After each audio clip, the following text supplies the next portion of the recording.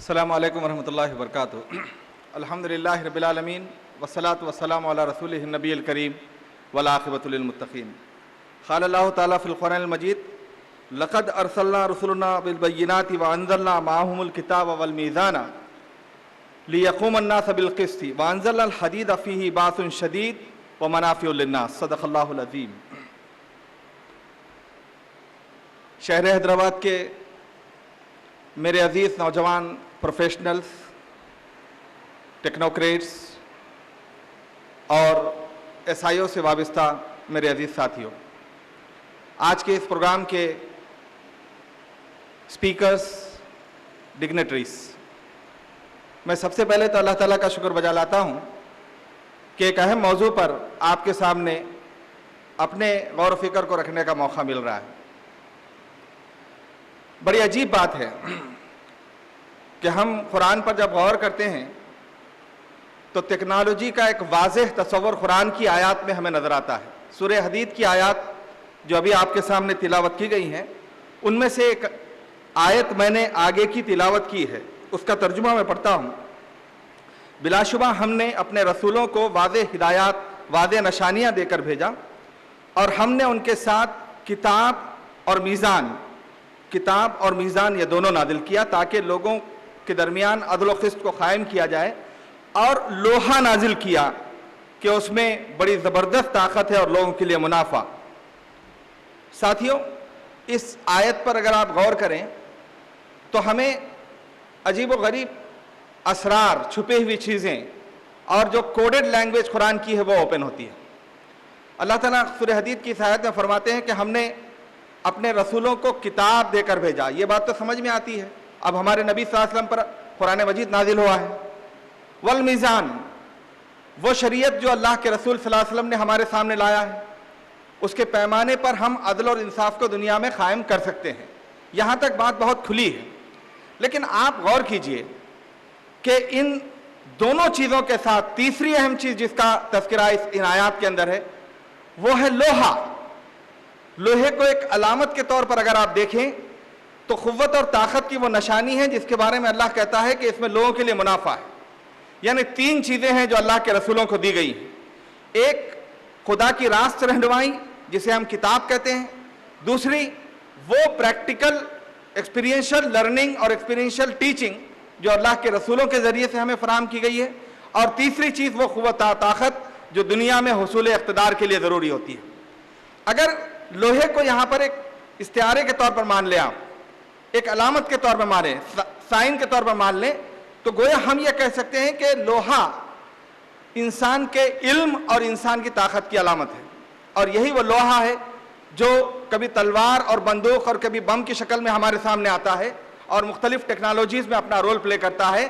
تو دوسری طرف انسان کے علم میں لوہے کو اگر مائنس کر دیا جائے، دھات کو اگر مائنس کر دیا جائے، تو پھر علم کی دنیا میں نہ آپ قلم کا تصور کر سکتے ہیں اور نہ آج کے دور جدید کی انٹیگریٹڈ چپ کا تصور آپ کر سکتے ہیں۔ تو یہ ٹیکنالوجیکل پرسپیکٹیو ہے جو قرآن ہمارے سامنے پیش کرتا ہے۔ میں آج کوشش کروں گا، نیکسٹ سلائیڈ، میں آج کوشش کروں گا کہ آپ کے سامنے تین بنیادی باتیں رکھوں کہ ہمارا پاسٹ کیا تھا، ہم موجودہ دور میں ہم کہاں کھڑے ہوئے ہیں، اور فیوچر ہمارا کیا ہوگا۔ اگر ہم اپنے ماضی کو دیکھیں تو ہمارے ماضی کو میں اللہ کے رسول صلی اللہ علیہ وسلم کے دور سے شروع کرتا ہوں، یعنی آج سے 1400 سال پہلے۔ اور جب اللہ کے رسول صلی اللہ علیہ وسلم ہمارے درمیان ہدایت لے کر آئے تھے تو اس وقت دنیا کے اندر اس قوم کے اندر آپ نازل ہوئے تھے جو قوم علم کے میدان کی نہیں تھی۔ عرب اس وقت جہالت کا شکار تھے، بہت ہی اگنورینس تھا ان کے اندر، وہ جفاکش تھے، ان کی دوسری کوالٹیز تھی، لیکن وہ قوم بالکل اس کے اندر کوئی نالج کا کوئی تصور، وزڈم کا کوئی تصور نہیں تھا۔ لیکن تین اہم فیکٹرز ہیں جو اللہ کے رسول صلی اللہ علیہ وسلم نے ہمارے سامنے عملاً بھی اور پھر تھیوریٹیکلی بھی پیش کیے۔ نمبر 1، آپ نے ہم کو وہ طاقت عطا کی جس کے ذریعے سے موٹیویشن ملا ہے۔ نمبر 2، آپ نے ہمارے اندر پیشن پیدا کیا جس کے نتیجے میں ہم نے نالج کو ایکسپلور کیا۔ اور نمبر 3، ایک چیلنجنگ لیڈ کے طور پر دنیا علم کے اندر، نالج ورلڈ کے اندر ہم امام بن کے ابھرے۔ وہ ذرائع کیا تھے؟ میں یہاں بہت ہی بریف آپ کے سامنے تذکرہ کروں گا کہ وہ ذرائع دو ہی تھے جو اللہ تعالیٰ نے اللہ کے رسول صلی اللہ علیہ وسلم کے حوالے کیے تھے. ایک وہ راست رہنمائی تھی جو قرآن کے ذریعے سے آپ کے سامنے آ رہی تھی, اور دوسرے اللہ کے رسول صلی اللہ علیہ وسلم کے پاس جو علم اللہ تعالیٰ نے دیا تھا وہ علم پریکٹس کی شکل میں آپ کے سامنے آ رہا تھا. آپ کے ایٹیٹیوڈ, آپ کے طرز عمل اور نالج ورلڈ اور اکیڈمکس اور پیڈاگوگی اور ٹیکنالوجی کے سلسلے میں آپ کے رویوں کے سلسلے میں ہمارے سامنے آ رہا تھا. آپ دیکھیں کہ قرآن کی آیات جو نازل ہوئی ہیں ان میں سے ایک آیت ابھی آپ کے سامنے ہمارے عیسائیوں کے تعارف کے درمیان آئی کہ قرآن سوالات کو پیدا کر رہا تھا. کیا علم والے لوگ اور بے علم لوگ یعنی یکساں ہوں گے؟ کیا جاہل اور علم دونوں یکساں ہو سکتے ہیں؟ کیا نور اور ظلمات دونوں یکساں ہو سکتے ہیں؟ یہ قرآن کا ایک سٹائل ہے جس نے انسان کے انٹلیکٹ کو اپیل کیا, اور ہر آیت میں 80% آیات کے اندر آپ دیکھتے ہیں کہ انسان کے انٹلیکٹ کو اپیل کرتے ہوئے ایک انکوزیٹو سچویشن قرآن پیدا کرتا ہے. افلا یعلمون, افلا یعقلون, افلا یتذکرون, افلا ينظرون الى الابل کیف خلقت. اور دنیا کے تمام نشانیوں کی طرف قرآن ہمارے لیے ایک یعنی غور و فکر کا یعنی مادہ پیدا کرتا ہے کہ تم غور کرو. اور یہ قرآن کا جو اسٹائل ہے, اس قرآن کے اسٹائل کو آپ قرآن کے مختلف مقامات پر دیکھ سکتے ہیں. Next slide. بیسیکلی اسلام کا جو تصور تعلیم ہے, جس میں آپ ٹیکنالوجی بھی لے لیجئے, جس کے اندر فلسفی لیجئے, جس کے اندر سوشل سائنس لیجئے, سائنس لیجئے, کوئی بھی ہو, اس میں بنیادی طور پر ایپی سینٹر جو ہے وہ اللہ تعالیٰ کی ذات ہے. اور یہ ایپی سینٹر نالج کے پورے پلین پر ہے اللہ تعالیٰ کی ذات. رولنگ وہی ہے, حکم وہیں سے آتا ہے, اسی کی عبادت کرنا ہے. اس دنیا کے جو واقعات ہو رہے ہیں اس میں اسی کی رہنمائی چلے گی. اور ہم سوال ہی نہیں ہے کہ اپنے عمل یا پریکٹسز میں خالق کائنات یا کریٹر سے ہٹ کر کوئی کام کریں گے, اور تمام ایکشنز کے سلسلے میں ہمارے لیے رہنما خدا کی ذات ہوگی, اور تمام علم کا منبع, سرچشمہ اور اوریجن اللہ تعالیٰ کی ذات ہے. یہ اللہ تعالیٰ کی ذات کو جو ایپی سینٹر کے طور پر جو ہے نا علم کے اسلام نے لایا تھا, اس نے پوری دنیا کے اندر ایک چینج لا دیا. آج بھی دیکھیے آپ کہ اگر کریٹر کو چھوڑ کر اگر علم کو ہم دیکھیں گے تو آپ دنیا کی تمام ترقیات انسانوں کے لیے تباہ کن ہیں. ہاتھ میں آنے والا ہمارا موبائل فون ہو یا پھر دنیا کے اندر قوت و طاقت کے ہتھیار ہوں, جب اخلاقیات اور خدائی رہنمائی اور کریٹر کی جانب سے دی جانے والی ہدایات سے بے پرواہ ہو کر استعمال ہوں گے تو وہ علم نہیں رہے گا, بلکہ انسانوں کے لیے جہل, اگنورینس اور تباہ کن بن جائے گا. یہ اسلام کا وہ تصور تھا. Next slide. اللہ نے خود اپنے انجینئرنگ کے کارناموں کو بیان کیا ہے, بہت ہی کلیئرلی بیان کیا. اللہ himself is the master of great engineering, and in this regard Allah has also challenged humans. ابھی اس وقت بیسٹ کریشن کی ایک تھیوری ہمارے پورے 21ویں صدی کے اندر بہت تیزی کے ساتھ ابھر کر سامنے آئی تھی, اور وہ تھیوری آپ کو معلوم ہے کہ قرآن 1400 سال پہلے ایڈریس کر رہا تھا. لقد خلقنا الانسان فی احسن تقویم. اللہ تعالیٰ سے بیسٹ انجینئر دنیا میں کوئی ہو ہی نہیں سکتا ہے. اگر اپنے صرف اس باڈی پر اگر غور کر لے تو جو آپٹیکل سسٹم آنکھوں کا ہے, جو ہمارے سننے کا سسٹم ہے, جو ہمارے غور و فکر کا سسٹم ہے, جو بلڈ سرکولیشن کا سسٹم ہے, اس کے پریشر کا سسٹم ہے, اس کے اندر پائے جانے والے جو چیزیں ہیں جو دنیا آباد ہے خون کے خطرے میں, ان کے بیلنس کا سسٹم ہے, یہ اللہ تعالیٰ کی بہترین یعنی کریشن کا ایک نمونہ ہے. میں آپ کو یہ بات کہوں کہ اس وقت دنیا کے اندر جتنی کریشن ہے, سائنس اس پہلو سے بایو ٹیکنالوجیکلی پہنچ چکی ہے کہ انسان سب سے زیادہ اشرف المخلوقات ہے. انسان اللہ تعالیٰ کا بیسٹ کریشن کا اعلیٰ ترین نمونہ ہے, اس کا کوئی الٹرنیٹ ہو ہی نہیں سکتا ہے. اور یہ بات نیکسٹ سلائیڈ. اللہ تعالیٰ قرآن مجید میں سورہ ملک کے اندر چیلنج کے طور پر رکھتا ہے, الذی خلق سبع سماوات طباقا ما تری فی خلق الرحمن من تفاوت فارجع البصر هل تری من فطور. کہ جس نے 7 آسمان ایک دوسرے کے اوپر بنائے تو رحمان کی تخلیق کریشن میں کوئی شخص نہ دیکھا گا کوئی فطور. اور اگر کوئی شگاف ہے تو بتاؤ, دیکھتے ہیں کہ تم کو نظر آتا ہے کیا, اور پھر نظر ڈال لو, تمہاری نظر تھک کے واپس آ جائے گی, تم ٹائرڈ ہو جاؤ گے, تمہاری نظریں تھک جائے گی, لیکن تم جو ہے نا چاہے ہبل کا ٹیلیسکوپ بنا لو یا دنیا کے اندر کوئی اور چیز بنا لو, لیکن اس کے باوجود اللہ تعالیٰ کی بنائی ہوئی کریشن میں کوئی خلل, کوئی آپ ڈفرینس ثابت نہیں کر سکتے. آنے والے حادثات اور جتنے کچھ تباہیاں دنیا میں ہوتی ہیں, وبائیں دنیا میں آ رہی ہیں, ولکینوز پھٹتے ہیں, ان سب کو اگر مان لیا جائے اور اس کے باوجود انسان کے کریشنز اور خالق کائنات کے کریشن پر اگر غور کر لیں تو آپ کو محسوس ہوگا کہ خدا انجینئرنگ کا عظیم ترین شاہکار ہے. اور اس چیز کو قرآن کی مختلف آیات آپ کے سامنے رکھتی ہیں. میں بہت تفصیل سے نہیں جاؤں گا, لیکن سورہ بقرہ کی وہ آیت جسے ہم آیت الکرسی کہتے ہیں, ایک چیلنج کے طور پر ہمارے سامنے آتی ہے. اور پھر اس کے بعد آپ دیکھیے کہ قرآن مجید صرف فلاسفیکلی نہیں کرا ہے. سورہ مائدہ کی 31ویں آیت میں ایک کوے کو بھیج کر اللہ تعالیٰ نے کس طرح سے انسان کے ذریعے سے تباہ کیے جانے والی چیزوں کو یعنی آپ یوں سمجھیے کہ ڈیزاسٹر مینجمنٹ کو جو نا ایڈریس کیا ہے کہ آپ اگر کسی ایک انسان کی جان لیتے ہیں تو اس کی جان آپ کس طرح سے زمین کے حوالے کریں گے. ایک کوا جو ہے نا ہم کو یہ سکھاتا ہے کہ انسان کی باڈی کو اگر آپ ڈیکمپوز ہونے سے بچانا ہے, ماحول کو, ایٹماسفیئر کو اگر آپ تباہ ہونے سے بچانا ہے تو آپ کو تدفین کا کیا طریقہ ہوگا. یہ ٹیکنالوجی اللہ تعالیٰ نے قرآن مجید کے ذریعے سے ہمارے سامنے رکھی ہے کہ فرسٹ جنریشن ہمارے جو آدم علیہ السلام اور ان کے بچے تھے ان میں جب یہ چیزیں آئیں, اور ہیومن ریلیشنز, ہیومن اسکلز کا معاملہ الگ ہے, لیکن دنیا کے جو وسائل, دنیا کی جو چیزیں انہیں دی گئی ہیں انہیں استعمال کا طریقہ بتایا. Next slide.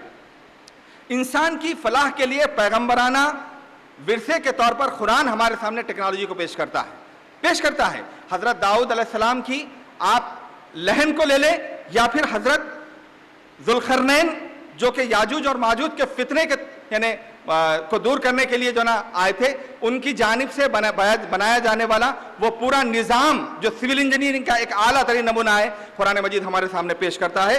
سورہ کہف کی آیت نمبر 94 سے 99 تک.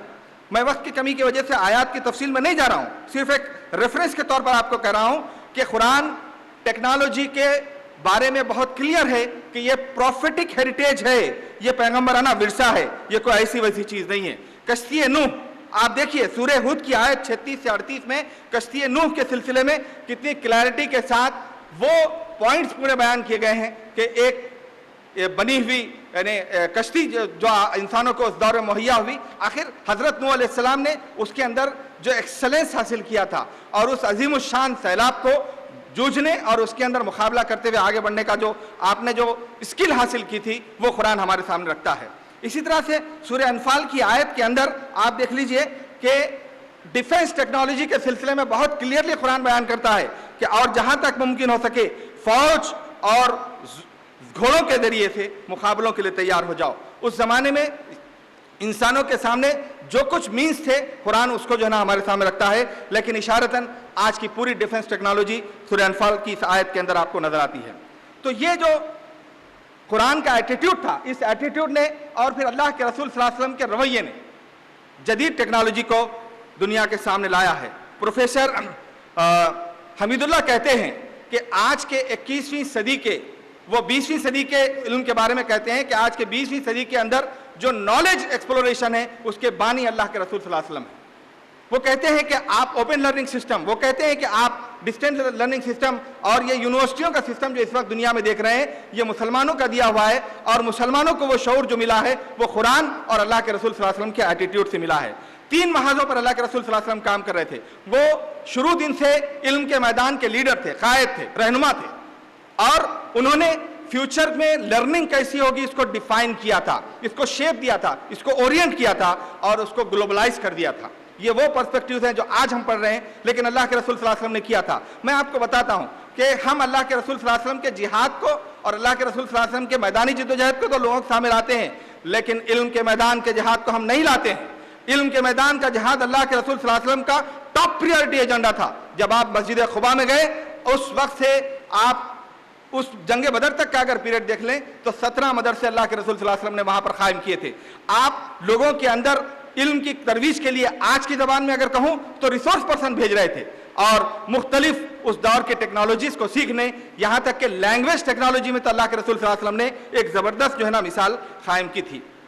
اور اس کا نتیجہ کیا ہوا کہ یہ پورا پیریڈ جو تھا جو اللہ کے رسول صلی اللہ علیہ وسلم نے موٹیویٹ کیا تھا, اور اس کا آغاز ہم کو جو ہے نا 7ویں صدی میں نظر آتا ہے. 10th سینچری تک آتے آتے مسلمان پوری دنیا کے علم پر قابض ہو گئے تھے. مطلب کیا تھا کہ قرآن نے موٹیویٹ کیا, اللہ کے رسول صلی اللہ علیہ وسلم نے گائیڈنس دی, اور مسلمانوں نے اپنے آپ کو علمی سرگرمیوں لگا دیا. مسلمانوں کا جنگی معاملہ بہت کم وقت کے لیے رہا ہے. مسلمانوں کا زیادہ تر معاملہ حالت امن کے آنے کے بعد علم کے میدانوں کو ایکسپلور کرنے کا تھا. نتیجے میں ہم دیکھتے ہیں کہ ٹیکنالوجی کے بیسک جو میدان ہیں اس کے اندر ہمیں مسلمان بہت تیزی کے ساتھ آگے بڑھتے نظر آتے ہیں. وجہ کیا ہے؟ وجہ یہ ہے کہ اللہ کے رسول نے اور قرآن نے علم کا جو تصور دیا تھا وہ آج کا تصور نہیں ہے کہ ہم نے دینی علم اور دنیاوی علم کو تقسیم کر دیا ہے. قرآن ہمارے سامنے خشیت الہی کو علم سے جوڑتا ہے. انما یخشی اللہ من عبادہ العلماء, نالجبل جو ہوں گے وہ اللہ سے ڈرنے والے ہیں. یہاں دینی علم اور دنیاوی علم کی کوئی تقسیم نہیں ہوئی تھی. اور اللہ کے رسول صلی اللہ علیہ وسلم کا معاملہ یہ ہے کہ جنگ بدر کے قیدیوں کا فدیہ علم یعنی دینا قرار دیتے ہیں کہ کافروں سے وہ کون سا علم تھا جو اللہ کے رسول صلی اللہ علیہ وسلم شفٹ کرنا چاہتے تھے مسلمانوں کی طرف, مسلمانوں کے بچوں کے لیے. یہ ہمیں غور و فکر کرنے کی بات ہے. تو علم کا جو انٹیگریٹڈ کانسیپٹ تھا وہ اللہ کے رسول صلی اللہ علیہ وسلم نے دنیا میں دیا, جس کے نتیجے میں آپ دیکھتے ہیں کہ مسلم کنٹریبیوشن ایک بہت ہی قوت کے طور پر ابھر کر نظر آتا ہے. اور یہ نالج کے تینوں میدانوں میں, فارم, کنٹینٹ اور انٹینٹ, نالج کے تین بڑے میدان ہیں کہ علم کون سے فارمیٹ میں ہو, ٹیکنالوجیکل ہو یا پھر جو ہے نا ہینڈی ہو. یہ تمام فارمیٹس کو مسلمانوں نے ڈیفائن کیا تھا. یہاں تک کہ علم کو محفوظ رکھنے کے جتنے ذرائع تھے وہ مسلمانوں نے ایجاد کیے تھے, تحریر مسلمانوں نے ایجاد کی تھی, سسٹمز مسلمانوں نے ایجاد کیے تھے, اور ایسا کنٹینٹ ڈیولپ کیا کہ مامون رشید کے دور کے آتے آتے دنیا کے اندر یورپ کے علاقوں میں جتنا علم تھا وہ ٹرانسلیٹ کر دیا گیا تھا. اور مامون رشید کے زمانے میں تقریباً جدید ٹیکنالوجیز دور کی جتنی تھی وہ ٹرانسفر ہو چکی تھی مسلمانوں کے اندر. اور نیچرلی اسلام نے مقصد دیا تھا, انٹینٹ ان کا پاکیزہ تھا. اللہ کے رسول نے دعا سکھائی تھی کہ اللہم انی اسألک علما نافعا و انی اعوذ بک من علم لا ینفع. بینیفیشل نالج کا وہ تصور جو اسلام نے دیا ہے, وہ القانون کتاب جو تھی بولی سینا کی, ابیسینا کے نام سے ابھی 50 سال پہلے تک یعنی یورپ کے درسگاہوں میں میڈیکل سائنس کے سلیبس کے اندر جو نا شامل تھی. اور ابن الہیثم کے آپٹکس کے دیے ہوئے نظریات کو آج دنیا چرا کر اپنے نام سے کچھ بھی کر لے, یعنی بریجز اور جنگی ٹیکنالوجی میں منجنیق کا استعمال, اور یہ بڑے بڑے جو ہمارے پاس ریسرچ اس دنیا میں اس وقت ہیں, آج بھی ہمارا روشن ماضی چاہے دنیا کتنا ہی چھپا لے لیکن چھپنے کے لیے نہیں آیا. میں آپ کے سامنے زیادہ تذکرہ ماضی کا نہیں کرنا چاہتا ہوں, اپنے گفتگو کے اگلے پوائنٹ پر آتا ہوں, کنیکٹنگ پریزنٹ سلائیڈ سے آپ لوگ کنیکٹ ہوئیے کہ ہم سوال یہ کریں کہ آج ہم کہاں ہیں.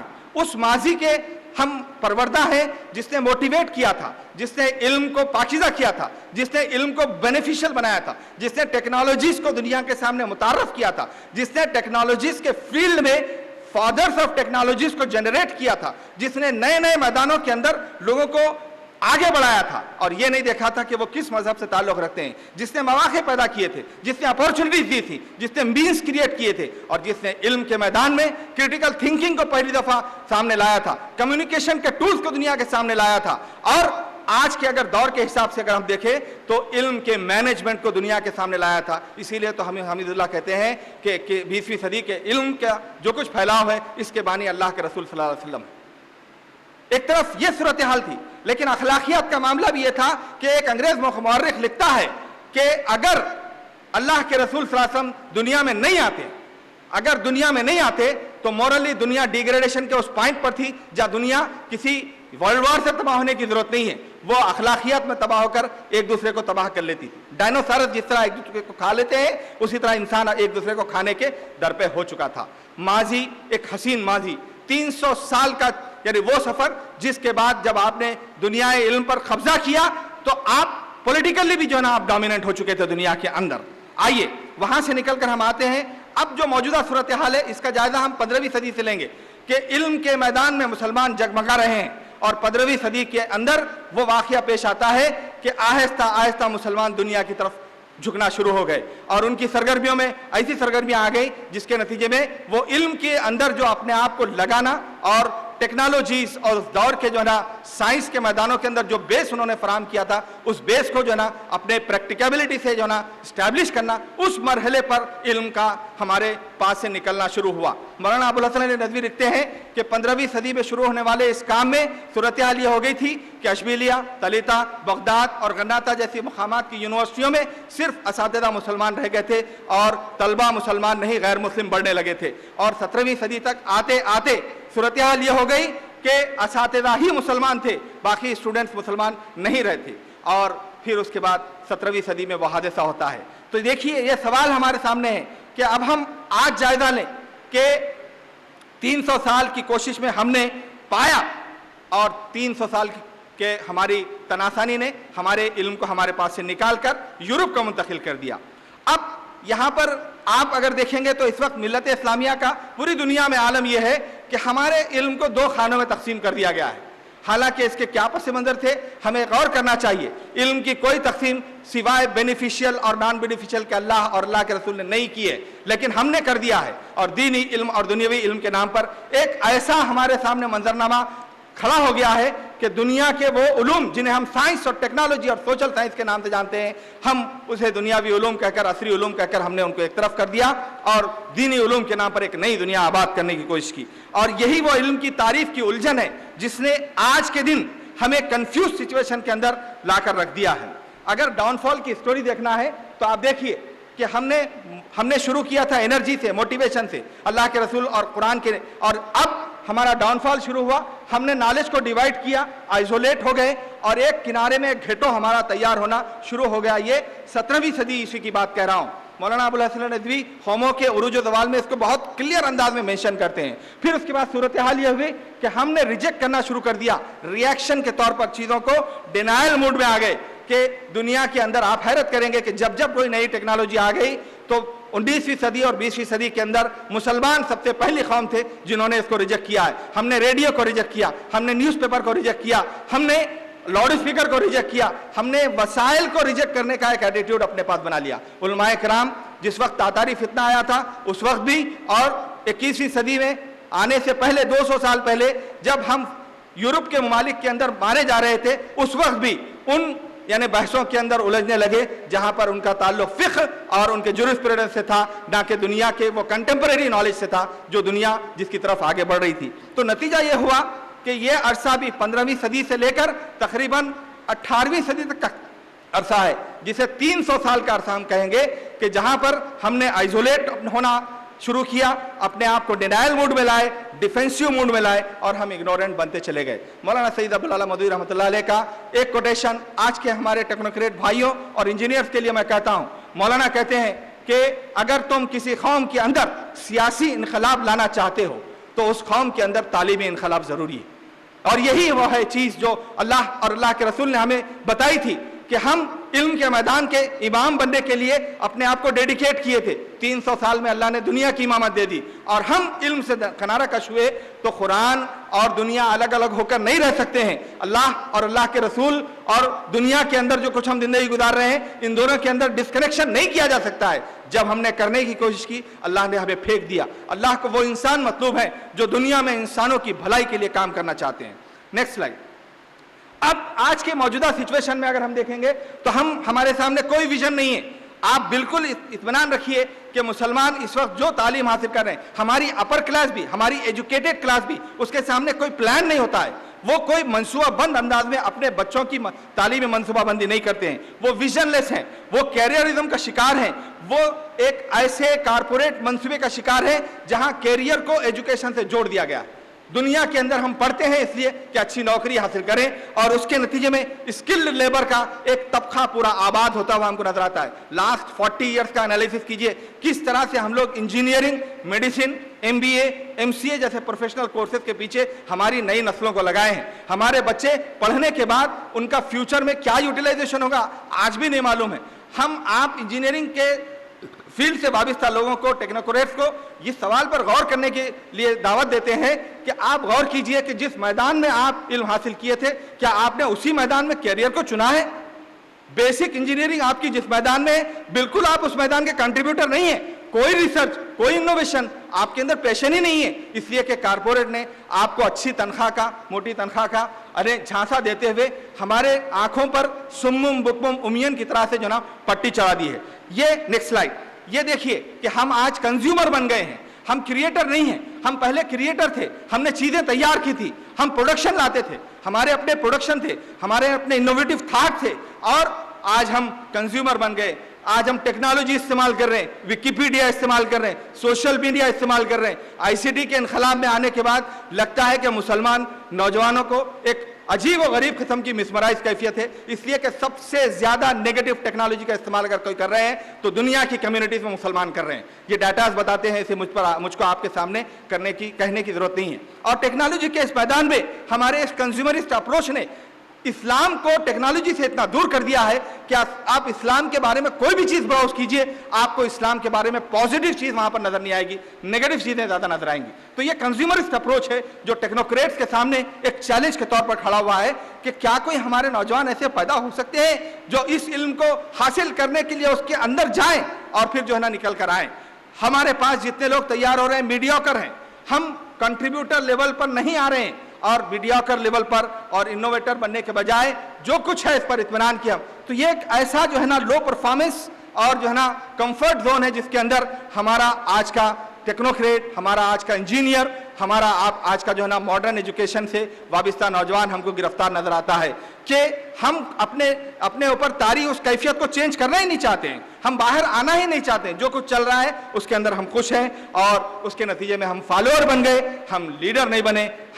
ہم نے سوشل سائنس کو اور انجینئرنگ کو کاٹ دیا، اور اس کے نتیجے میں ایک ایسی انجینئرنگ ہمارے سامنے ابھرتی ہوئی نظر آتی ہے جو ایتھیکل ویلیوز سے خالی ہے، اور ہم کفے افسوس ملتے ہوئے جلسوں پہ جلسے کرتے رہیں، کانفرنسوں پہ کانفرنسیں کرتے رہے، کوئی انقلاب آنے والا نہیں ہے unless and until ہمارا بیٹھا ہوا وہ انڈیویجول انجینئر یا انڈیویجول ٹیکنوکریٹ اس کے اندر پاگل پن ویسا ہی پیدا نہ ہو جیسے صحابہ کرام رضوان اللہ تعالیٰ علیہم اجمعین کے اندر پیدا ہوا تھا کہ وہ وقت کے فارابی نہیں تھے لیکن فارابی کو پیدا کرنے والے تھے، وہ وقت کے بو علی سینا نہیں تھے لیکن بو علی سینا کو پیدا کرنے والے تھے، وہ حضرت مالک رحمۃ اللہ علیہ کو پیدا کرنے والے تھے، امام شافعی رحمۃ اللہ علیہ کو پیدا کرنے والے تھے، امام ابو حنیفہ کو پیدا کرنے والے تھے۔ علم کا کون سا میدان ہے جس کے اندر ہم نے اپنے فرزندان کو نہیں جنریٹ کیا ہے؟ اگر آج مسلم ٹیکنوکریٹ، مسلم انجینئر اگر یہ طے کر لے کہ میں اپنے فیلڈ کے مہارت کے لیے اپنے آپ کو سروائیو کروں گا اور اپنے آپ کو ایکسل کروں گا نیو جنریشن کے لیے، تو اسی کے گھر سے نئے دور میں وہ لوگ پیدا ہوں گے جن کے نام پہ کئی پیٹنٹس ہوں گے، جو اپنے انڈیویجول کنٹریبیوشنز کی بنیاد پہ ایک نیا انجینئرنگ کا منظرنامہ ہمارے سامنے لائیں گے۔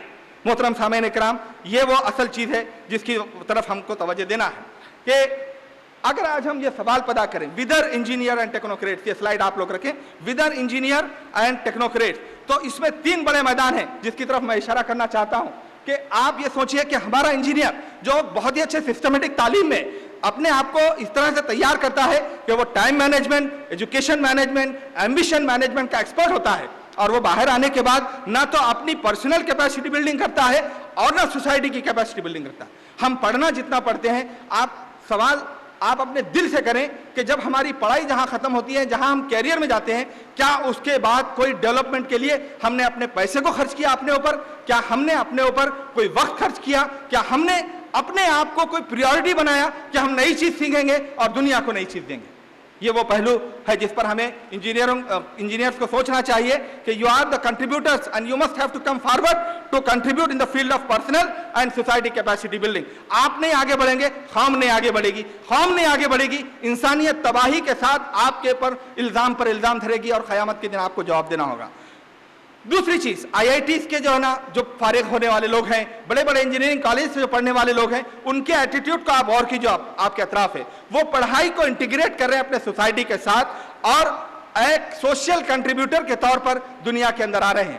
آپ کئی پروجیکٹس ہیں جو اس وقت چل رہے ہیں، بیئر فٹ کالجز ہیں، چھوٹے چھوٹے ڈاکٹرز کے ایسے پروجیکٹس ہیں جو امریکہ اور UK کے اندر خدمات انجام دینے کے بعد آ کر اپنے گاؤں کے اندر، کیرلا میں اور تمل ناڈو کے اندر اپنی خدمات انجام دے رہے ہیں۔ سوشل کنٹریبیوشن کا وہ جذبہ جو اسلام نے پیدا کیا تھا وہ ہمارے اندر مفقود ہے۔ کبھی ہمیں وہ کرسچن مشنریز کے اندر نظر آتا ہے، کبھی ہمیں RSS کے لوگوں میں نظر آتا ہے کہ وہ ان میدانوں میں کنٹریبیوٹ کر رہے ہیں اور ہم ان میدانوں کے اندر پیچھے ہیں۔ پیڈاگوجی کا بھی کلاسیکل تصور، ہر چیز میں ہم کلاسکس کو پکڑے ہوئے ہیں، ہر چیز میں ہم کرٹیکل انالیسس کو چھوڑے ہوئے ہیں، ہر چیز میں ہم کریٹنگ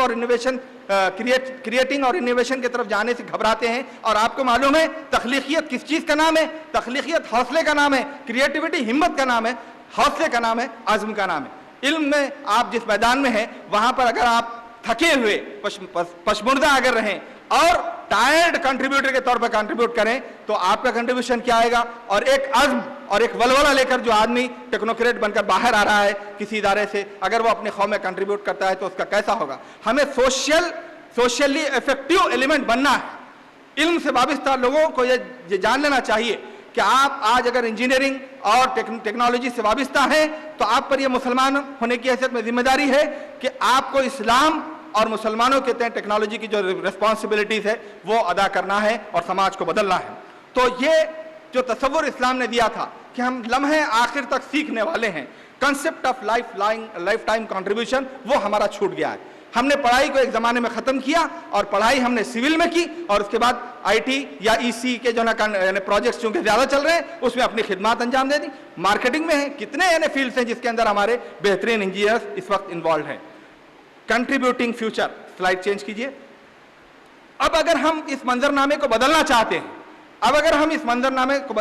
ہیں, نیکسٹ سلائڈ, اس منظرنامے کو بدلنا چاہتے ہیں تو ہمیں اپنے پورے فلاسفیکل اپروچ پر جو ہے نا دوبارہ غور کرنا ہوگا.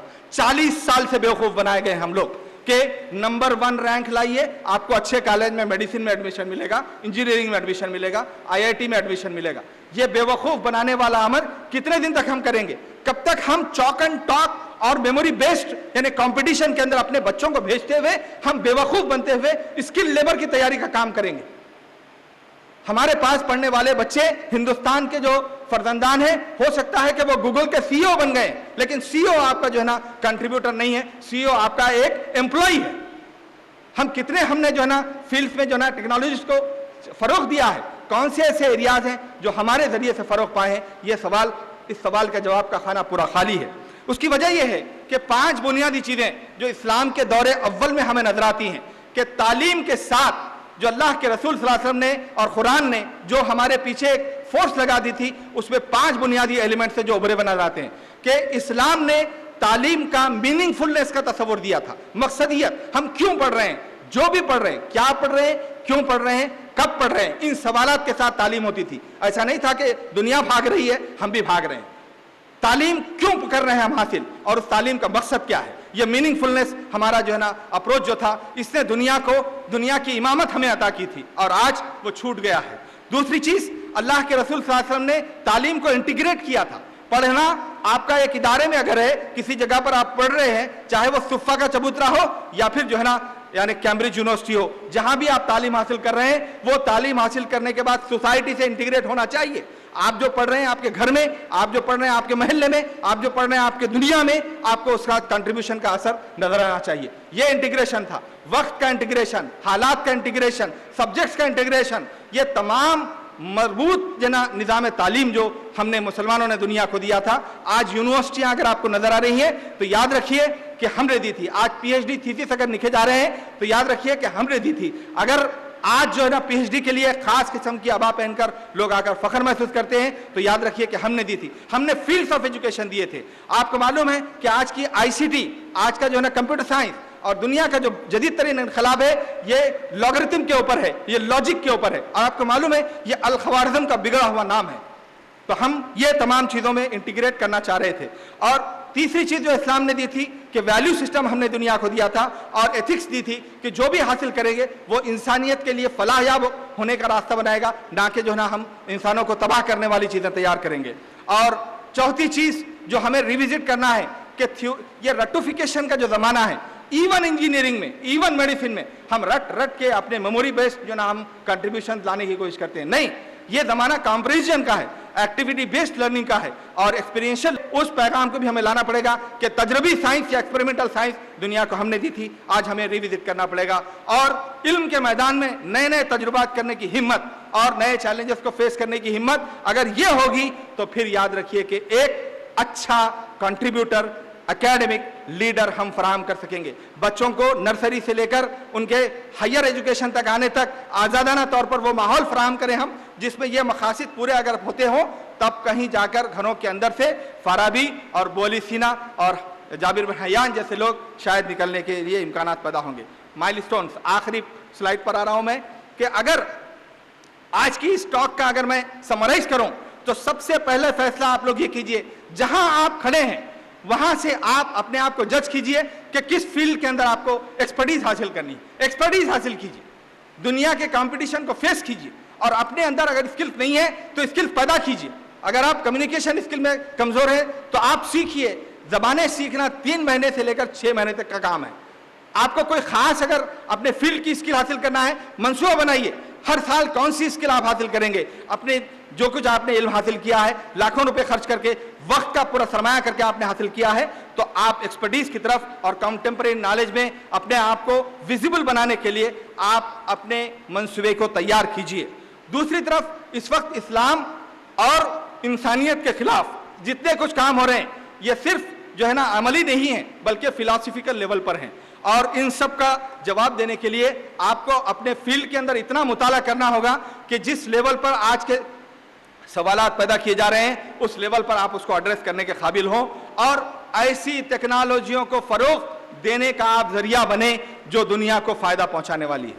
मोहतरम सामीन इकराम, आप ये सोचिए कि एक अच्छे टेक्नोक्रेट, एक अच्छे इंजीनियर बने बगैर क्या आप कोई नया काम कर सकते हैं? नहीं। पहला मरहला होता है यूटिलाइजेशन का, और उसके बाद का मरहला होता है एक्सपर्टीज का, उसके बाद का मरहला होता है क्रिएशन का, उसके बाद का मरहला होता है इनोवेशन का। इन 4 मराहिल में सबसे पहला मरहला जो है वहां हम अटके हुए हैं कि जो कुछ हम पढ़ रहे हैं उसके अंदर अगर हम एक्सपर्ट नहीं बनेंगे तो हम रीथिंकिंग अबाउट टेक्नोलॉजी की बातें करते रहेंगे लेकिन हम कोई काम अंजाम नहीं दे सकेंगे। और अगर हमने ये काम शुरू किया तो याद रखिए कि revival of golden age of Islam दुनिया के अंदर कोई नहीं रोक सकता है, इसलिए कि सच्चाई इल्म की, सच्चाई टेक्नोलॉजी की, सच्चाई इंजीनियरिंग या मेमारी की अगर किसी के पास है तो वो सिर्फ अल्लाह की किताब के पास है। अल्लाह की किताब और रसूलुल्लाह सल्लल्लाहु अलैहि वसल्लम के उसवे में इस जदीद इल्म के मैदान के अंदर आने में कोई रुकावट नहीं है। हमें मोटिवेट करना चाहिए कि इन उलूम से आरास्ता नौजवानों को इस्लाम का तसव्वुर सही मिले और वो अपने कंट्रीब्यूशंस को राइट डायरेक्शन में लेकर आते हुए एक जदीद रिवाइवल के साथ एक जदीद दौर का आगाज करें। यही वो पैगाम है जिसको लेकर मैं आपके सामने आया हूं कि आइए हम अज़्म करें कि हम जो भी हैं हम इल्म के मैदान के अंदर अपने खोए हुए मुकाम को हासिल करने के लिए इनफरादी तौर पर जो कंट्रीब्यूट कर सकते हैं वहाँ से आगाज़ करेंगे और फिर इंशाअल्लाह एक दिन आएगा जब पूरे समाज के अंदर इस्लाम और मुसलमान दोबारा उलूम के उन खोए हुए मुकामों को हासिल करेंगे जो आज वो खो चुके हैं, और उसके नतीजे में फिर अल्लाह के दीन की इक़ामत का ख्वाब भी शर्मिंदा ताबीर होगा। व आखिर दावाना अनिल हम्दुलिल्लाहि रब्बिल आलमीन।